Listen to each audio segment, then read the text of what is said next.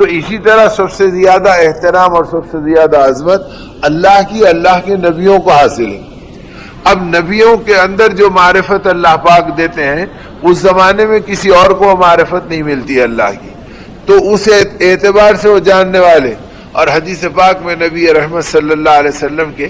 ارشاد پاک کا خلاصہ یہ ہے کہ قیامت کے میدان میں حق تعالی شانہ عیسیٰ علیہ نبینا علیہ الصلوۃ والسلام کو یاد کریں گے اور فرمائیں گے کہ بلاؤ عیسیٰ کو، اس لیے کہ ان کی قوم جو دنیا میں جھٹلائی تھی آج بھی جھٹلا رہی ہے۔ اسی لیے دوسری جگہ مضمون آتا ہے کہ کما تحیون کما تموتون کما تموتون کما تحشرون، جس حالت میں تم جیو گے اسی حالت میں تم مرو گے، اور جس حالت میں تم مرو گے اسی حالت میں تم قیامت کے دن اٹھائے جاؤ گے۔ اگر اطاعت میں، عظمت میں، اپنے نبی کی محبت میں، اپنے لاہے ہوئے دین کی فکروں میں اگر زندگی گزرے گی تو یہ بندہ آخرت میں بھی دین کی فکروں کے اوپر ہی اٹھے گا اور اپنے نبی کی محبت اور اللہ کی عظمت کے اندر ہی اٹھے گا، اور اللہ اپنے عظمت کرنے والے اور اپنے نبی کی محبت کرنے والوں کو جو مقامات دیں گے، عرش کا سایہ دیں گے، نورانی ممبر دیں گے، بیٹھنے کی راحت دیں گے، اب یہ اعزازات اور عزتیں ان کے حصوں میں آئیں گی۔ اور جو آدمی اپنی زندگی دنیا کے اندر غفلتوں میں اور بے دینی میں گزارا، وہ وہاں بھی مکر و فریب میں ہی سمجھے گا کہ شاید میرا کام بن جائے اور میری زندگی ٹھکانے پہ لگ جائے، وہ اس کی فکر کرے گا۔ تو چنانچہ عیسیٰ علیہ السلام کی قوم جس نے دنیا کے اندر مکر و فریب کیا، اتنا کیا کہ غیر المغضوب علیہم ولا الضالین میں ہر سورت کے پڑھنے میں اور ہر نمازی کی ہر رکعت میں ان کے اوپر لعنت کی گئی کہ یہ اللہ رب العزت کی لعنت کے حقدار ہیں۔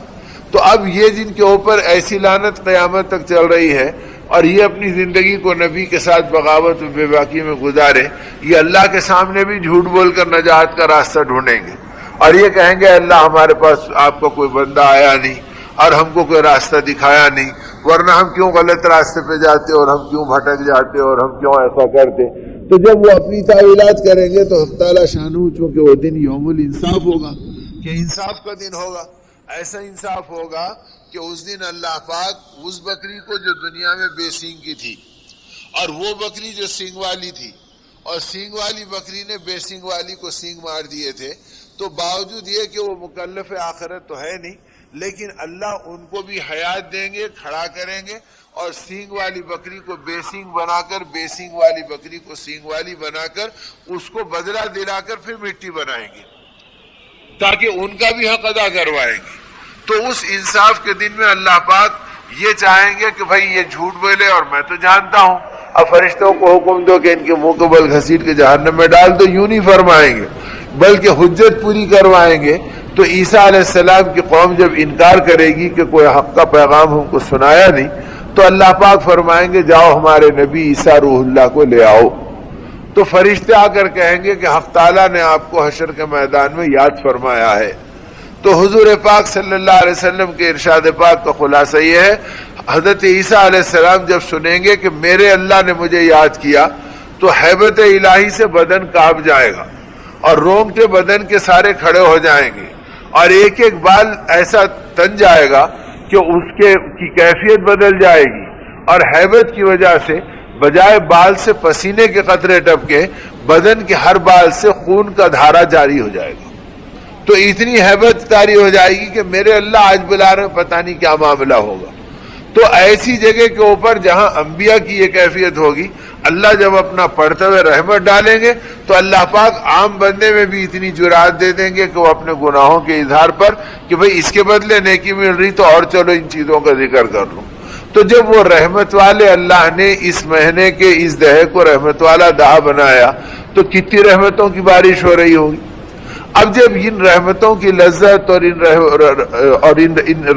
رحمتوں کی برکت صحابہ کرام کے اور اہل اللہ کے دلوں میں اتری تھی، تو وہ اس رحمت کے طلبگار بننے کے لیے اپنے لمحے لمحے کے اعمال کو صحیح کرتے تھے،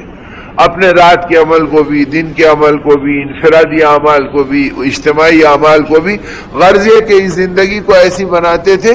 جو قرآن پاک کے آئینے میں پوری اتر جائے۔ اسی لیے قرآن پاک کی عظمت اور قرآن پاک کی پکار اور قرآن پاک کا مطالبہ کیا ہے؟ یہ قرآن پاک کا مطالبہ یہ ہے کہ یا ایھا الذین آمنوا اتقوا اللہ حق تقاتہ ولا تموتن الا وانتم مسلمون۔ اے ایمان والو اللہ سے ڈرو جیسے اس سے ڈرنے کا حق ہے، اور مت مرو مگر یہ کہ جب بھی مرو تو تمہاری موت اسلام پر آئے۔ اب یہ تو طے نہیں ہے کہ بھئی موت رمضان میں آئے گی، روزے کی حالت میں آئے گی، بس سال کے 12 مہینوں میں کب آئے گی انسان بے خبر ہے۔ مسجد میں آئے گی یا گھر پر آئے گی، سڑک پر آئے گی یا کسی اور کنارے پر آئے گی۔ تو جب بھی موت ہو تو یہ موت ایمان والی ہو، کہ اللہ کے فرشتے گواہی دے دے کہ ہاں یہ ایمان والا آ رہا ہے، اور اللہ پاک قبول کر لے کہ یہ میرا بندہ ہے۔ تو اس کے لیے اپنی زندگی کو ایسی بنانا کہ 24 گھنٹے کی زندگی میں ہمیشہ اللہ کی بندگی سامنے رہے۔ اب اس کے لیے اللہ نے روزے کا عمل دیا، ایک ایسا طویل عمل کہ نماز تھوڑی دیر میں ختم ہو جاتی، تلاوت گھنٹے آدھے گھنٹے میں ختم ہو جاتی، خیر خیرات 5 منٹ میں عمل رخصت ہو جاتا، اور یہ عمل سحر سے شروع ہوتا ہے تو غروب آفتاب تک چلتا ہے، اور ایسے چلتا ہے کہ آپ بازار میں ہیں تو آپ کی عبادت چل رہی، آپ بستر پہ ہیں تو آپ کی عبادت چل رہی ہے، آپ پکا رہے ہیں تو آپ کی عبادت چل رہی ہے، آپ کما رہے ہیں تو آپ کی عبادت چل رہی ہے، اور آدمی کو پتہ نہیں چل رہا، تو جیسے ہر حال میں یہ اس کی عبادت چل رہی ہے اور اللہ کی اطاعت میں ہے، تو یہ اپنی 24 گھنٹے کی زندگی سال کے 12 مہینے ایسے بنا لے کہ ہر آن یہ اطاعت الہی کا مظہر بنا رہے کہ میں اللہ کو میں راضی کر کے اپنی زندگی گزاروں گا۔ اب جب یہ رخ صحابہ کی زندگی میں آیا اور یہ رخ جب اہل اللہ کی زندگی میں آیا تو ان کے انداز بدل گئے۔ حضرت رابعہ بصریہ رحمۃ اللہ علیہا کے بارے میں آتا ہے کہ آپ کے انتقال کے بعد کسی بزرگ کے خواب میں تشریف لائی، تو انہوں نے خواب میں دیکھ کے پوچھا کہ رابعہ بتاؤ کیسے گزری آخرت میں؟ تو فرمایا اس کریم کے کرم کا کیا ٹھکانہ، اس نے بڑے بلند انعامات سے نوازا۔ تو فرمایا منکر و نکیر کا سابقہ تو پڑا ہوگا، قبر میں کیا ہوا؟ تو فرمایا ہاں منکر و نکیر آئے تھے، انہوں نے سوال کیا کہ من ربک کا، کہ بتا تیرا رب کون ہے؟ تو میں نے پوچھا کہ یہ بتاؤ کہ تم کہاں سے آئے، میرے رب کے پاس سے آئے یا کہیں اور سے آئے؟ تو وہ تعجب سے دیکھنے لگے، کہنے لگے ہم آسمان سے آ رہے ہیں۔ تو فرمایا آسمان سے زمین کا فاصلہ کیا ہے؟ تو انہوں نے بتلایا وہ بات جو نبی رحمت صلی اللہ علیہ وسلم نے صحابہ کو سمجھائی تھی کہ ایک آسمان سے زمین تک کا فاصلہ 500 برس کی تیز رفتار سواری کی مسافت کے برابر ہے۔ تو فرمایا کہ ہم آسمان سے آ رہے ہیں جو 500 برس کی مسافت کا فاصلہ ہے۔ تو حضرت رابعہ بصریہ رحمۃ اللہ علیہ نے فرمایا کہ میں نے پوچھا بتاؤ کہ کیا تم اپنے رب کو بھول گئے؟ تو انہوں نے کہا ہم رب کے پاس سے آ رہے ہیں، ہم کیسے بھولیں گے؟ تو فرمایا جب تم 500 برس کے فاصلے سے آ رہے ہیں اور تم رب کو نہیں بھولے، تو میں 5 گز نیچے اتری تو تم کو دھوکہ کیوں ہو گیا کہ میں رب کو بھول گئے؟ جو مجھ سے سوال کر رہے ہیں کہ میرا رب کون ہے، میرے رب سے پوچھو کہ وہ مجھے اپنی باندھی تصور کرتا ہے یا نہیں ہے۔ اگر وہ باندھی قبول کرتا ہے تو مسئلہ ختم ہو گیا، میں 1000 بار بھی کہوں کہ میرا رب ہے لیکن میرا رب مجھے دھتکار دے تو پھر مجھ سے پوچھ کے کیا کرو گے؟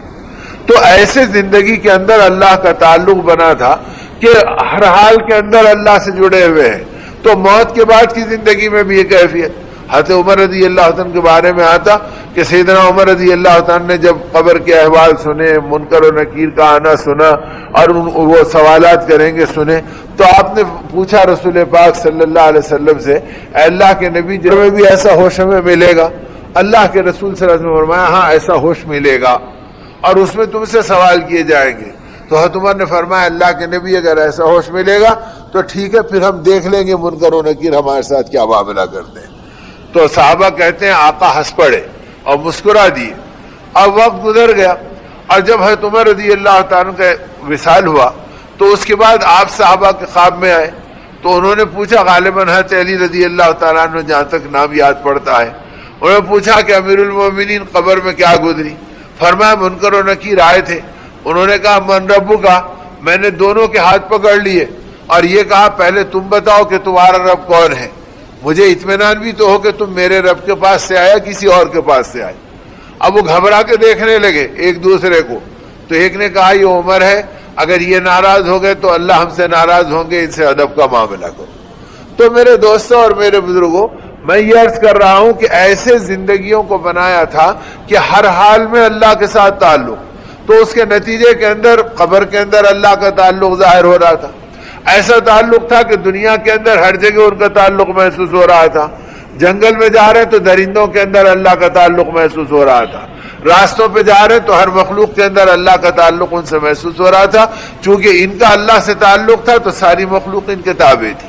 تو اللہ کا پاک کلام اس لیے ہے کہ اس کے اندر کہ اس کی روشنی میں ہم یہ دیکھیں کہ ہماری زندگی میں اللہ کا تعلق کیا ہے، روٹی سے کتنا تعلق، کپڑے سے کتنا تعلق، کمائی سے کتنا تعلق، دنیا کی مٹنے والی چیزوں سے کتنا تعلق، تو پتہ چلے گا پوری جوانی اس پہ نچوڑی جا رہی، پوری زندگی اس پہ لگائی جا رہی، پوری طاقتیں اس پہ خرچ کی جا رہی کہ بھائی میرا گھر بن گیا تو بس ہے، اور میرا کام بن گیا تو بس ہے، اور میرا پیٹ بھر گیا تو بس ہے۔ اب صحابہ کرام کی زندگی یہ تھی کہ یہ سب کچھ لٹ گیا اور اللہ راضی ہو گیا تو بس ہے۔ اب اللہ کی رضا کے لیے انہوں نے قرآن پاک کی روشنی میں اپنی زندگی کو گزارا تھا، تو پھر یہ قرآن پاک ان کے لیے عظمتوں کا ٹھکانہ بن گیا تھا اور رحمتوں کا منبع بن گیا تھا۔ تو میرے بھائیوں اور میرے بزرگوں، زندگی کو اس طرح بنانے کے لیے اللہ نے ماہ رمضان اور ماہ مہمان کی نعمت دی کہ اس کے سائے میں اپنی تربیت کر لو۔ اور تربیت کیا کہ اس میں اس بات کو طے کر لو کہ اب ہم اللہ کی مرضی پہ جئیں گے، اپنی مرضی پہ نہیں جئیں گے۔ اب اپنی مرضی کیا تھی کہ وہ جب چاہے کھا لے، جب چاہے سو جائیں، جب چاہے پی لیں۔ اللہ کی مرضی ہے کہ ہم جب چاہیں اس وقت کھاؤ، ہم جب چاہیں اس وقت پیو، ہم جب چاہیں ویسی زندگی گزارو۔ اب اس کی ایک مشق 1 مہینہ کراتے ہیں اور 11 مہینہ دیکھتے ہیں کہ ہمارا بندہ اس مشق و تربیت سے کچھ ہماری نسبت پہ اپنی زندگی کو بڑھایا یا نہیں بڑھایا۔ اب جب اس رخ پہ صحابہ کی زندگیاں چلی تو اتنی چلی کہ پھر حضور پاک صلی اللہ علیہ وسلم، اب رمضان ہی کا مہینہ ہے، گویا روزہ رکھے ہوئے ہیں۔ اب روزے ایک بار آپ سحر فرما رہے، اور سحر کے موقع پہ حضرت علی رضی اللہ تعالیٰ عنہ آپ کے ساتھ ہے اور ایک اور صحابی آپ کے ساتھ ہے۔ اب ان کے ساتھ آپ سحر فرما رہے اور اتنے میں حضرت بلال آ گئے۔ سیدنا بلال نے آ کے فرمایا اللہ کے رسول صبح صادق ہو گئی، تو آپ نے مسکرا کے ان کی طرف دیکھا اور پھر کھانے میں لگ گئے۔ آپ جانتے تھے کہ ابھی صبح صادق نہیں ہوئی، لیکن بلال کو شک ہو گیا، وہ آ کے ہم سے کہہ رہے ہیں آپ سحری جاری رکھیں۔ تھوڑی دیر میں حضرت بلال پھر آئے اور آنے کے بعد فرمایا کہ یا رسول اللہ، آپ نے قسم کھا کے کہا کہ اس ذات کی قسم جس پہ میرا ایمان ہے صبح ہو گئی۔ جب یہ کہا تو آپ نے اپنے ہاتھ روک لیے اور فرمایا جا اذان دے دے، اور اس کے بعد مسکرا کے فرمایا بیٹھنے والے صحابہ کے درمیان اللہ بلال کے حال پر رحم کرے، اس نے عجلت کی اور قسم کھا لی کہ صبح ہو گئی۔ تو اللہ کو بلال کی قسم کی لاج رکھنی تھی، اسی اللہ نے صبح کو جلدی بھیج دیا۔ تو گویا صبح شام میں شمسی نظام میں ایمان والے کا اثر چلتا تھا اور ایمان والے کی محنتوں پر اللہ پاک اپنی قدرت کا تماشا دکھلاتے تھے۔ لیکن یہ کب ہوا؟ جب کہ اپنی زندگی کو اللہ کی نسبت کے اوپر بنایا تھا اور اللہ سے اپنے معاملے کو جوڑا تھا۔ تو میرے دوستو، اس کی تربیت اللہ اس مہینے میں کرا رہے ہیں، اور جب کرا رہے ہیں تو کیسی کرا رہے ہیں؟ بھائی رمضان کا مہینہ ہے، اب رمضان کے مہینے کی برکتیں اللہ دکھلا رہے ہیں کہ تم کھانا پینا چھوڑ رہے ہیں، ہم تمہارا کھانا پینا بڑھا رہے ہیں۔ یہ بات نہیں کہ اللہ میاں 1 مہینے کی کٹوتی کرا کے باقی 11 مہینوں میں اس کی تقسیم کراتے ہیں، جب جا کے ہمارے راشن کارڈ قدرت کے اعتبار سے پورے ہوتے ہیں، بلکہ اللہ بے نیاز ہے اور ان کے پاس کسی چیز کی کمی کا سوال ہی نہیں۔ یہ تو تصور اگر سوچے تو اس کے ایمان کے لیے خطرہ بنے گا۔ اب وہاں تو یہ ہے کہ اللہ پاک تربیت کرا رہے ہیں کہ کھانا پینا ہمارے لیے چھوڑو، اور اس کے بعد اپنے نبی سے خوشخبری سنا رہے ہیں کہ اس مہینے میں مومن کا رزق بڑھایا جاتا اور ان کی روزی میں برکت کی جاتی، اور کتنی برکت کی جاتی وہ ہم اپنی آنکھوں سے دیکھ رہے ہیں۔ سال کے 11 مہینے کھانے پینے کے وہ نظارے پوری دنیا میں نظر نہیں آتے جو نظارے اس مہینے میں اللہ اپنی قدرت سے دکھاتے ہیں۔ مسجدوں پہ اس کے چہل پہل دیکھ لو، بازاروں میں اس کی کیفیت دیکھ لو، گھروں میں اس کی بھاگ دوڑ دیکھ لو، بچوں میں اس کی خوشیاں دیکھ لو، تو ہر جگہ آدمی کو نظر آئے گا کہ اللہ کھانا پینا اتنا کہ جسے سوچ نہیں سکتے تھے۔ پھر کھانا پینا ہی نہیں بڑھایا، کھانے میں برکت اتنی تھی کہ اس کی لذت کو بھی بڑھایا، اس کی عزت کو بھی بڑھایا۔ اتنی لذت ہے کہ جو افطار کے وقت آدمی کو لذت ملتی ہے، وہ لذت 11 مہینے بڑے بڑے مرغن غذاؤں کے اندر آدمی کو لذت نہیں ملتی، جو لذت اللہ روزے دار کو روزہ کھولنے کے وقت عطا فرماتے ہیں۔ تو اللہ پاک لذت بڑھا رہے ہیں، عزت اتنی بڑھا رہے ہیں کہ روزے دار کی دعائیں قبول کی جاتی ہیں، افطار کے وقت کی دعائیں اور مقبول بن جاتی ہیں۔ وہ بندہ دن بھر بھوکا پیاسا رہ کر ہم سے مانگنے کے لیے بیٹھا، اب اس کے ہاتھوں کو خالی مت گراؤ، اس پر اپنی رحمتوں کی بارش کر دو، تو اب اس طرح اس کی عزت بڑھ رہی ہے، مخلوق میں اس کی محبت بڑھا رہے ہیں۔ ارے بھائی روزے سے ذرا ان کا کام پہلے کر دو، ارے بھائی دکان پہ آ گئے روزے دار ہے، پہلے ان کو دے دو، بچوں کو بعد دے دیں گے، دوسروں کو بعد دیکھیں گے، تو یہ محبتیں اللہ بڑھا رہے ہیں۔ تو بڑھا کر اللہ ان باتوں کو بتلا رہے ہیں کہ دیکھو جب تم نے ہمارے لیے کھانا پینا چھوڑا تو ہم نے چھوڑایا نہیں بلکہ اس کے اندر اور اضافہ کر دیا۔ صحابہ یہ راز سمجھ گئے تھے کہ رمضان اور ایمان کو سمجھنا ہے تو یہی سمجھو جیسے رمضان میں کھانا پینا چھوڑا تو کھانے پینے میں برکت ہو گئی، اگر زندگی بھر خواہشات کو چھوڑیں گے تو خدا ہماری خواہشات کو جائز طریقے پر اپنی شان کے اعتبار سے پورا کرے گی۔ اور یہ پوری ہوئی، صحابہ کی زندگی میں ہوئی، تابعین کی زندگی میں ہوئی، اہل اللہ کی زندگی میں ہوئی۔ اب یہ جتنے بڑے بڑے واقعات سنتے ہیں کہ بھئی ان کے دستر پہ ہزاروں کھاتے تھے، صحابہ کے پاس اسی کھائے لو،